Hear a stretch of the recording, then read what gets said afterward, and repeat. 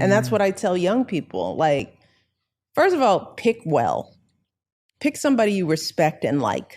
Start there, right? And then remember that that's who they are. And then understand that with that, they are going to be, and you are going to be deeply, deeply flawed. And you're going to make a whole lot of mistakes, right? But in the end, you can look that person in the eye and you go, you're still the person that I like and love and respect, and we can figure this out. Yeah. So I share that because I don't want people looking at me and Barack like hashtag couples goals and not know that, no, there are some broken things that happen even in the best of marriages. These were the words of the former First Lady of the United States, Michelle Obama.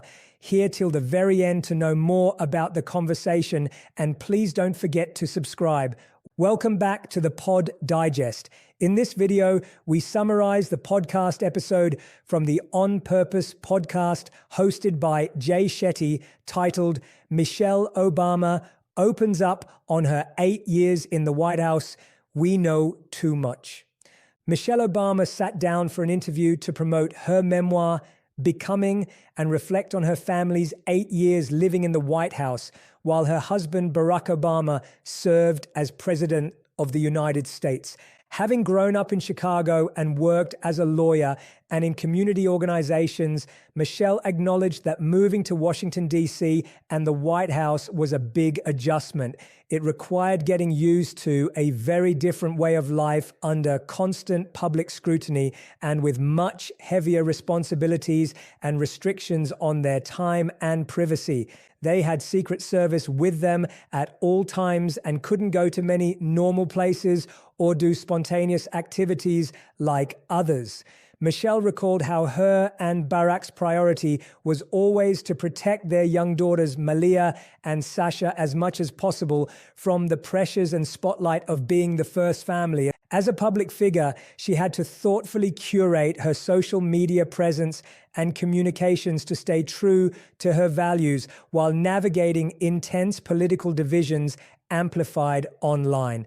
Living a life exposed to global audiences from the highest office required being selective about using technology to connect with supporters in uplifting ways, but also creating space for real-world interactions without devices. She advocated for responsible media consumption, especially regarding her daughters growing up in the spotlight.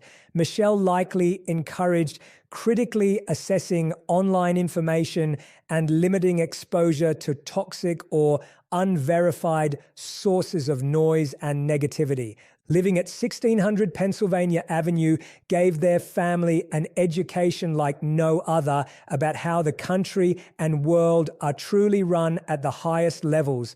Michelle said she now understands the system, the people, and the challenges the president faces in a way most Americans will never experience.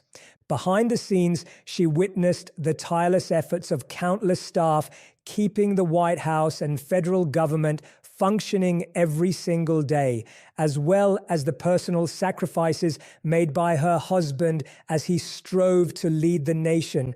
However, Michelle reflected that this intimate knowledge also comes with drawbacks, saying, "We know too much." Once exposed to the realities behind the scenes, some things can't be unseen or go back to not knowing.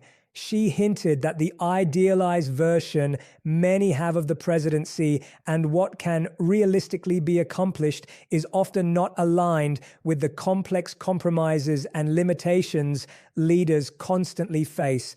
While proud of Barack's accomplishments in office, such as healthcare reform, economic recovery, and social progress, Michelle acknowledged the presidency also took an emotional toll. She saw firsthand how criticism, political attacks, and the weight of the world's problems affected her husband's spirit and health over the long term. Witnessing challenges Barack faced from all sides also helped Michelle maintain empathy for others in leadership roles. She understood the complexity of issues and how prejudging can underestimate people's capacities or intentions. In some ways, having to understand the system from the inside makes it harder to ever be purely optimistic about any one person's ability to single-handedly fix its entrenched issues. At the same time, Michelle said living at the White House showed their daughters the potential impact one determined person can make. They got to meet inspiring world leaders and see their father in his role as leader of the free world. She hoped witnessing a Black family in that residence breaking barriers could inspire the next generation of young women and minorities. Now removed a few years from the White House, Michelle expressed mixed feelings. Part of her misses the unique experience and platform it provided to advance causes close to her heart, like education, healthy living, and support for military families. But she doesn't miss the constraints and level of public dissection of her every move.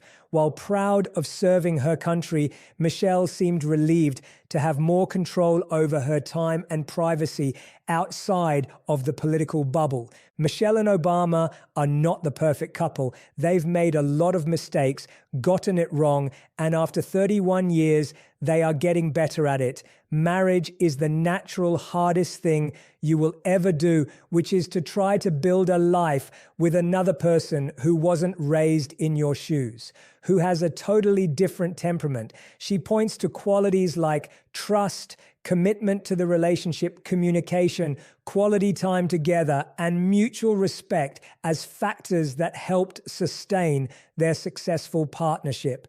Now, as a private citizen using her platform, Michelle continues focusing on potentials, advocating for supports like education to help more people achieve their fullest potential, regardless of background or limits others may place on them. Thank you for watching. Please don't forget to like, share, and subscribe.